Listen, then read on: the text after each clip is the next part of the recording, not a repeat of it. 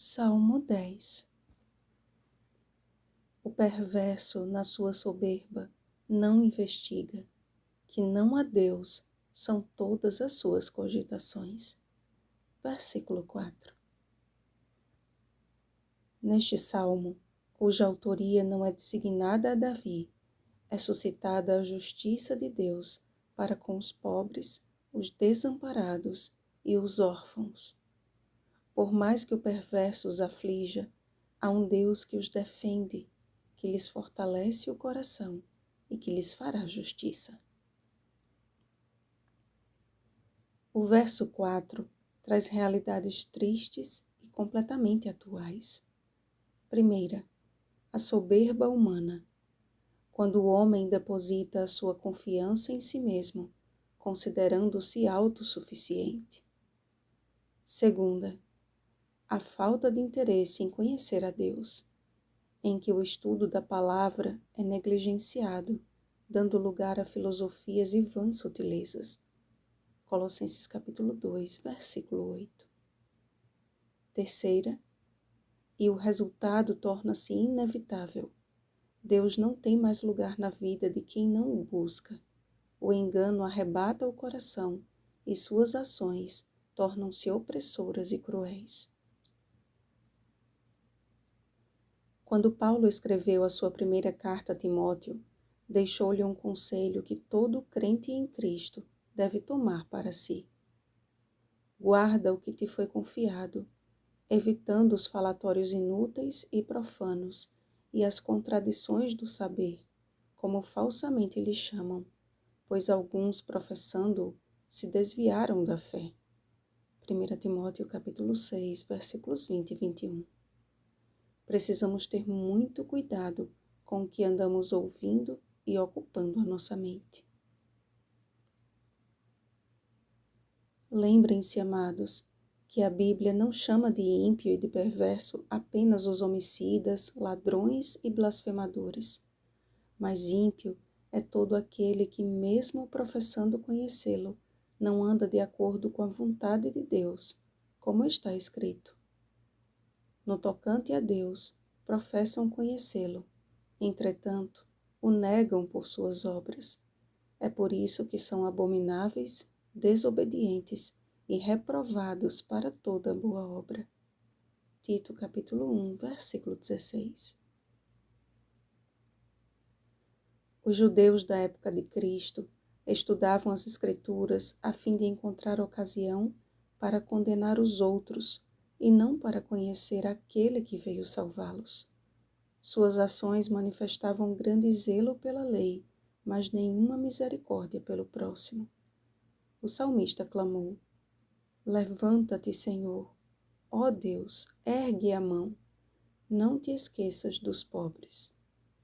E quando Cristo esteve aqui, Ele mesmo se fez pobre, andando entre os necessitados e rejeitados de Israel.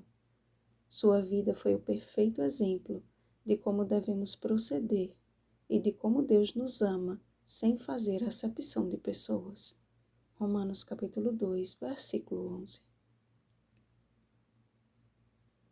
Meus irmãos, temos em mãos a santa palavra de Deus e devemos examiná-la, investigá-la, deixando de lado qualquer soberba, para que todas as nossas cogitações sejam para declarar: o Senhor é Rei eterno.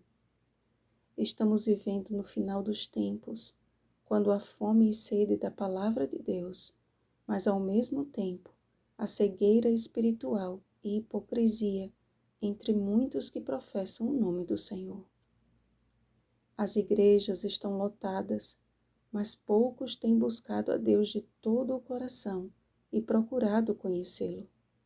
E será sobre estes poucos que sobrevirá incomparável poder e confiança inabalável. Suas vozes ecoarão e lugares e pessoas que nunca tinham ouvido a mensagem de salvação serão alcançados. Muitos ocuparão o lugar daqueles que viviam um cristianismo sem esforço. Lucas capítulo 13, versículo 24. A colheita atingirá o seu ponto máximo. Apocalipse capítulo 14, versículos 17 ao 20. E todos verão a diferença entre o justo e o perverso, entre o que serve a Deus e o que não o serve. Malaquias capítulo 3, versículo 18. Então, Cristo irá declarar: continue o injusto fazendo injustiça, continue o imundo ainda sendo imundo, o justo continue na prática da justiça e o santo continue a santificar-se. Apocalipse capítulo 22, versículo 11. Ainda que o povo de Deus seja fustigado pela vara de Babilônia nestes últimos dias, não receberá sobre si nenhum dos males que Deus fará cair sobre ela. Leia Apocalipse capítulo 16. O ai começou. Apocalipse capítulo 11, versículo 14. E com ele a certeza da vitória daqueles que amam a Deus, os que venceram por causa do sangue do Cordeiro e por causa da palavra do testemunho que deram. Apocalipse capítulo 12, versículo 11. Dentre em pouco, o que disse o salmista no verso 15 se cumprirá, e ninguém mais poderá infundir terror aos pequeninos do Senhor. A longanimidade de Deus, 1 Pedro capítulo 3, versículo 9, dará lugar ao seu juízo, e Cristo virá buscar os que são seus. Portanto, amados, sigamos a ordem do nosso Mestre. Vigiai, pois, a todo tempo, orando, para que possais escapar de todas estas coisas que têm de suceder e estar em pé na presença do Filho do Homem. Lucas capítulo 21, versículo 36. Vigiemos e oremos.